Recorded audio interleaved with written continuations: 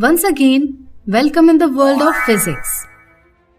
This time, we will have even more exciting journey. Let's start with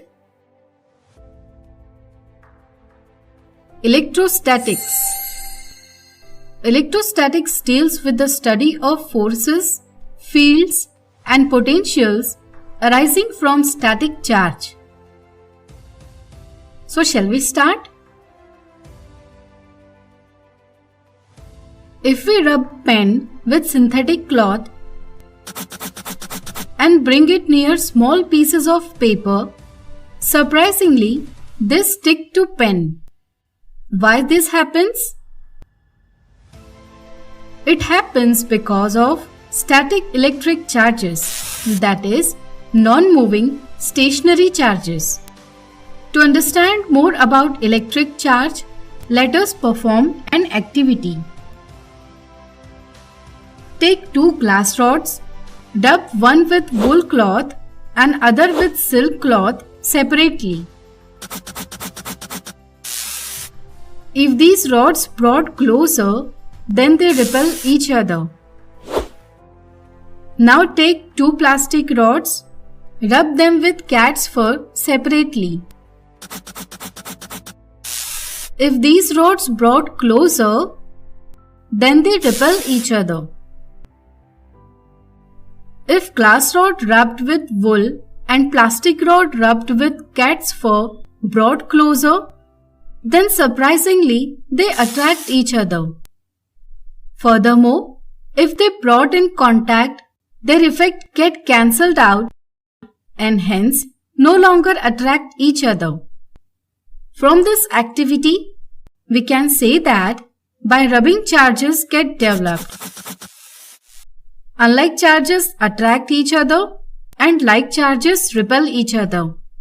Clearly, glass rod and plastic rod must have opposite charges. Furthermore, if charged glass rod and charged plastic rod brought in contact with each other, they lose their charge and hence no longer attract each other. The property that differentiates between two kinds of charges is called polarity. American scientist Benjamin Franklin took into account that the charges cancel out each other's effect and related it to mathematical addition of plus and minus signs, and thus suggested the idea of positive and negative charges. By convention, the charge on glass rod or cat's fur is called positive and that on plastic rod or silk is termed as negative.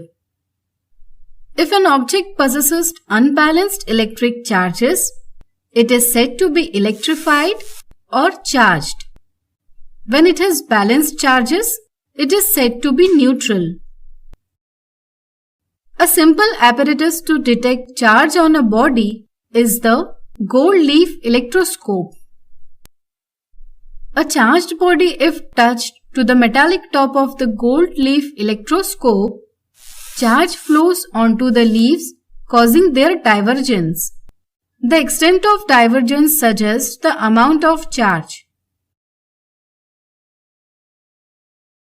You might have obvious question that why charging of the material takes place on rubbing? Well, actually, when we rub two materials with each other, the less tightly bound electrons move from one material to other, developing positive and negative charges. We will learn more about electrostatics in upcoming videos. The basic property that differentiates conductors from insulators is transfer of charge. Conductors, the material in which charges can move freely, is called conductors. With this property, substances allow passage of electricity through them. That means a metallic rod which is held in hand and rubbed with wool cannot hold electricity and charges pass through metal, our body, and to ground. All metals are good conductors. In our households, there is one live wire, one neutral wire, and other is ground or earthing wire. The purpose of earthing is to offer a path for the charges to move from device body to earth. Of course, these wires are made of conductors, insulators. Exactly opposite to property of conductors, material in which charges cannot move freely, that is, remains at a place, is called insulators. With this property, substances did not allow passage of electricity through them. That means a rubber rod which is held in hand and rubbed with wool can hold charges and resist them from flowing. So it is insulator. In fact, most of the non-metals like glass, porcelain, plastic, nylon, wood offer high resistance to flow of charges and thus are insulators. Semiconductors. What if the material allows flow of charges, however only after some condition is met? Take the case of silicon. When the voltage level increases above some required level, it allows charges to flow through it. Such types of substances are grouped in the category of semiconductors. In short, semiconductors have conductivity between conductors and insulators. The process of inducing static electricity in a body by bringing an electrically charged object near it is called electrostatic induction. In simple words, object is charged without touching it. Here is how it can be done. Take two metallic bulbs A and B, supported with insulating stand. Place them in contact with each other. Bring a positively charged rod near the sphere A. The free electrons, being negatively charged, get attracted towards the rod, while positive charge repelled towards rear surface of sphere B. This takes place till equilibrium is reached between attractive and repulsive forces between unlike and like charges respectively. This process is induction of charge and it happens almost instantly. The accumulated charges are present on the surface till the glass rod is held near the sphere. Once the rod is removed, there is no external electric force and so charges redistribute to their original neutral state. Consider other case when charged rod is brought near the two spheres A and B placed in contact with each other. Here also charges will be induced. However, this time we separate the spheres from each other so that negative charge remains on one sphere and positive charge on other. Now, if the rod is removed, the opposite charges come close to each other. Further, if the spheres are widely separated, the charges are uniformly distributed on the surface of sphere. We can say that the metallic spheres are charged. Such process of charging is called charging by induction. Under ideal conditions, both spheres did not lose their charge.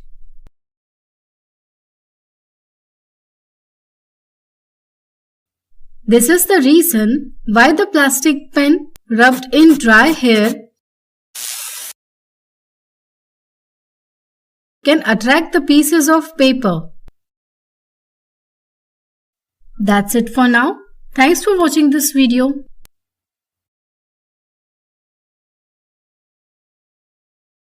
Dear students, there are two kinds of electric charges, positive and negative.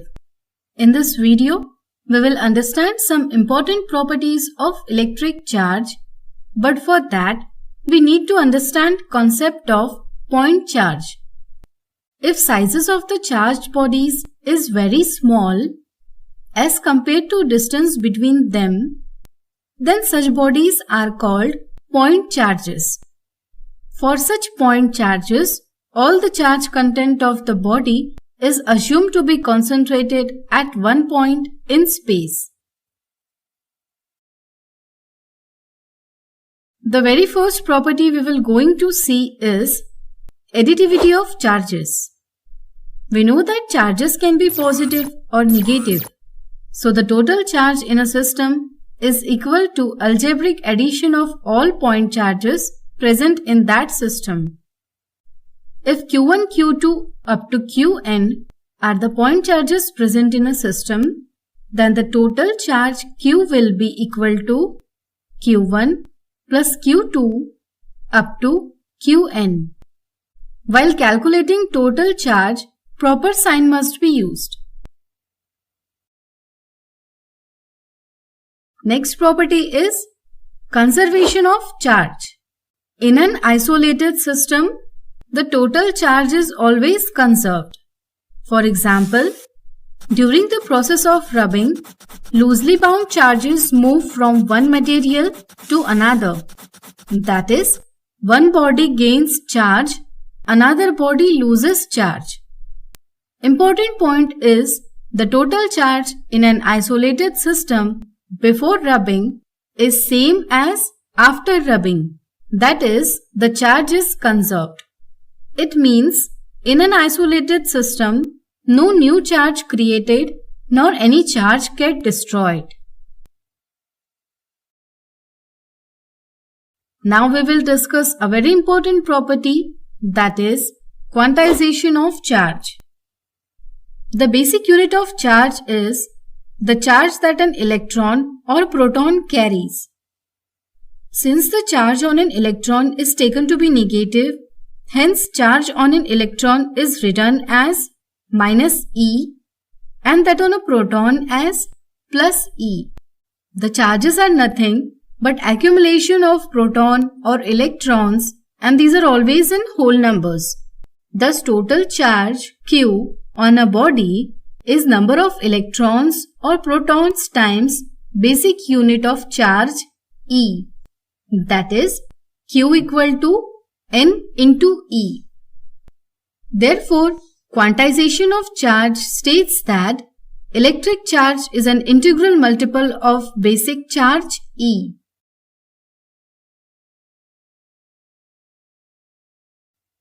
In International System of Units, unit of charge is coulomb, denoted by capital C.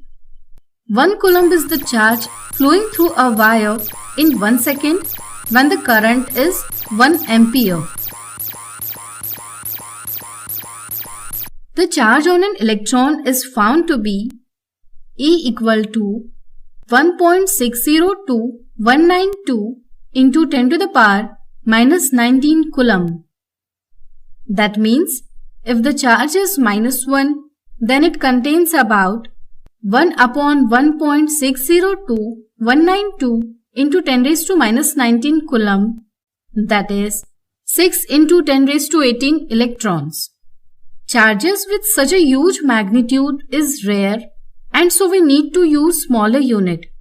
Therefore, we use 1 microcoulomb, which is equal to 10 raised to minus 6 coulomb, or 1 millicoulomb, which is equal to 10 raised to minus 3 coulomb. Now think that if we consider protons and electrons as the only basic charges in universe, then all observable charges must be integral multiple of E. Mathematically, if a body contains n1 electrons and n2 protons, then the total amount of charge on body is n2 into E plus n1 into minus E, which is n2 minus n1 into E. As n2 and n1 are integer, the difference must be an integer. Hence, the charge will always be integral multiple of E. The charge on a body can be increased or decreased in the steps of E. Let's consider 1 coulomb of charge. It contains 6 into 10 raised to 18 electrons. To increase of few electrons is not significant and can be ignored. Even at smaller units, say 1 microcoulomb, number of electrons is large, about 6 into 10 raised to 13 electrons. Still, small increase in number of electrons is not significant. Therefore, quantization can be observed when charges increase or decrease in few tens or hundreds of electrons. Dear students, many scientists observe that two charged bodies attract or repel each other depending on charge present on them. However, none of them were able to establish a quantitative relation for the force existing between them. If sizes of the charged bodies is very small as compared to distance between them, then such bodies are called point charges. For such point charges, all the charge content of the body is assumed to be concentrated at one point in space. Coulomb used torsional balance to find the force between charges. Based on his observation, he gave a law called Coulomb's law, stated as the force existing between the 2 point charges is directly proportional to product of the two charges, inversely proportional to square of distance separating them, and it is directed along the line joining the two charges. Thus, if there are 2 point charges Q1 and Q2 separated by distance r, then the magnitude of force F is given as F is directly proportional to mod of Q1 into Q2 and F is directly proportional to 1 by r square. Therefore, F is proportional to mod of Q1 into Q2 upon r square. Therefore, F equals to K into mod of Q1 into Q2 upon r square. The proportionality constant is taken as K, which is given as K equal to 1 by 4 pi into epsilon 0 equal to 9 into 10 raised to 9, where epsilon 0 is permittivity of free space. According to SI system, its value is 8.854 into 10 raised to minus 12 Coulomb squared Newton raised to minus 1 meter raised to minus 2. Accordingly, force between 2 point charges can be given as F equal to 1 upon 4 pi epsilon 0 into mod of Q1 into Q2 upon r square. Coulomb's law can be used to define the unit of charge, that is, a coulomb. Two equal charges, when placed at a distance of 1 meter from each other, if experiences a force of repulsion of magnitude 9 into 10 raised to 9 Newton, then the charge is said to be 1 coulomb, denoted by 1c.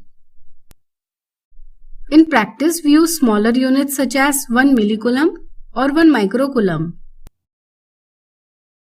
Coulomb's law in the vector notation. Force have magnitude as well as direction, so force is a vector quantity.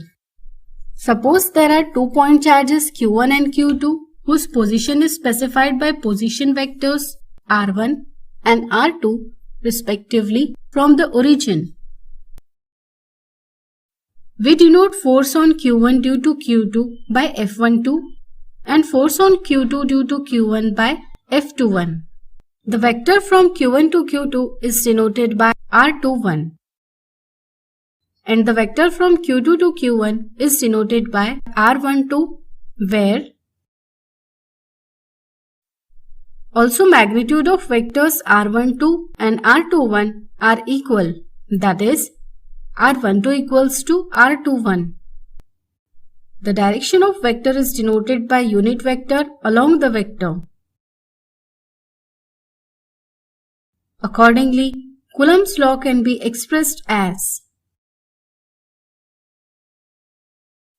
Some conclusions. Nature of force. If both charges have same sign, then the F21 is along vector r21, that signifies there exists repulsive force. Opposite to this, if both charges have opposite sign, then F21 is along minus r21 vector, which is equal to r12 vector. Hence, it signifies attractive force. Thus, vector notation eliminates the need of writing separate equations for like and unlike charges. F12 can be obtained by simply interchanging 1 and 2 and can be given as. Thus, Coulomb's law agrees with the Newton's third law, that is, to every action, there is equal and opposite reaction. Thus, till now we considered charges q1 and q2 are present in vacuum. But when these are present in matter, then charges present in matter influences the force between q1 and q2 and situation becomes more complex. We will learn about this in upcoming videos. Coulomb's law is useful for calculation of force between two charges separated by some distance. What if there exist more than two charges? Well, Coulomb's law alone is not sufficient to find net force on a charge due to other charges. During experimental study, it was found that net force on a charge is the vector sum of all the forces acting on that charge due to other charges taken one at a time. This is called principle of superposition. Suppose there are three charges q1, q2, q3. Force on q1 due to q2 ignoring the effect of q3 is F12 equal to 1 upon 4 pi epsilon 0 into q1 into q2 upon r12 square into r12 cap.